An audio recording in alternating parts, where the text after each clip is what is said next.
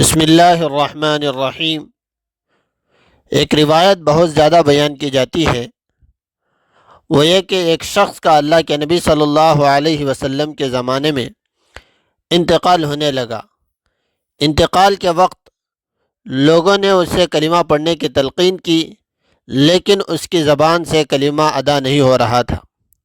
تو کچھ لوگوں نے اللہ کے نبی صلی اللہ علیہ وسلم سے شکایت کی، تو اللہ کے نبی صلی اللہ علیہ وسلم نے ان سے پوچھا کہ کیا وہ اپنی زندگی میں کلمہ نہیں پڑھتا تھا؟ تو لوگوں نے کہا کہ یقیناً پڑھتا تھا۔ پھر اس کے بعد اللہ کے نبی صلی اللہ علیہ وسلم کو معلوم ہوا کہ وہ شخص اپنی ماں کی نافرمانی کرتا تھا، اس کی ماں اس سے ناراض ہے۔ تو اللہ کے نبی صلی اللہ علیہ وسلم نے اس کی ماں کو بلا بھیجا اور اس سے کہا کہ تم اپنے بیٹے کو معاف کر دو، لیکن وہ ماں اپنے بیٹے کو معاف کرنے کے لیے تیار نہیں تھی۔ پھر اللہ کے نبی صلی اللہ علیہ وسلم نے یہ ترکیب سوچی کہ اس ماں سے پوچھا، کیا تم اس بات کو گوارا کر لو گی کہ تمہارے بیٹے کو آگ میں جلایا جائے، اور تم یہ نظارہ دیکھ سکو گی؟ تو اس نے کہا کہ نہیں یا رسول اللہ۔ تو پھر کل اللہ تعالیٰ اگر وہ کلمہ نہیں پڑھا تو اللہ تعالیٰ اسے کل قیامت کے دن دوزخ کی آگ میں جلائیں گے۔ تو یہ بات سن کر اس عورت نے اپنے بیٹے کو معاف کر دیا اور رضامندی کا اظہار کر دیا۔ یہ روایت مختلف اعتبار سے، مختلف عنوان سے لوگ بیان کرتے ہیں۔ چلیے دیکھتے ہیں کیا یہ واقعتاً یہ روایت کسی احادیث میں موجود ہے اور اس روایت کو بیان کرنا صحیح ہے بھی یا نہیں۔ یہ کتاب ہے غیر معتبر روایات کا فنی جائزہ۔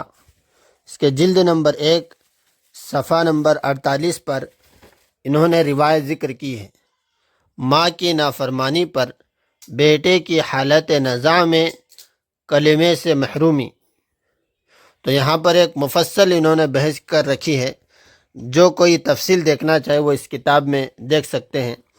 میں صرف اس روایت کا خلاصہ جو انہوں نے ذکر کیا ہے صفحہ نمبر 71 پر، میں اسے پڑھ کر آپ کو سنا دیتا ہوں تاکہ بات اچھی طرح واضح ہو جائے۔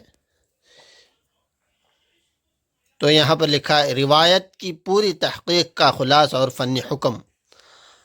آپ سابقہ تفصیل سے جان چکے ہیں کہ علماء کی تصریح کے مطابق زیر بحث روایت ضعف شدید پر مشتمل ہے، یعنی شدید ضعیف ہے، اور تنبیہ الغافلین میں موجود شاہد خود ہی درجہ اعتبار سے ساقط اور ناقابل التفات ہے۔ اور حافظ ابن حجر رحمۃ اللہ علیہ کی تصریح کے مطابق جمہور علماء کے نزدیک ضعیف روایت کو فضائل کے باب میں بیان کرنا جائز ہے، البتہ اس جواز میں بنیادی شرط یہ ہے کہ وہ ضعیف روایت ضعف شدید سے خالی ہو، یعنی بہت زیادہ ضعیف وہ نہ ہو، جیسا کہ تحقیق کی ابتدا میں اس کی تفصیل گزر چکی ہے۔ اس لیے آپ صلی اللہ علیہ وسلم کے انتساب سے، یعنی اس روایت کو اللہ کے نبی کی طرف منسوب کر کے روایت کو بیان کرنا درست نہیں ہے، کیونکہ آپ صلی اللہ علیہ وسلم کی جانب صرف ایسا کلام منسوب ہو سکتا ہے جو معتبر سند سے ثابت ہو۔ واللہ اعلم بالصواب۔ امید ہے کہ بات واضح ہو گئی ہو۔ السلام علیکم ورحمۃ اللہ وبرکاتہ۔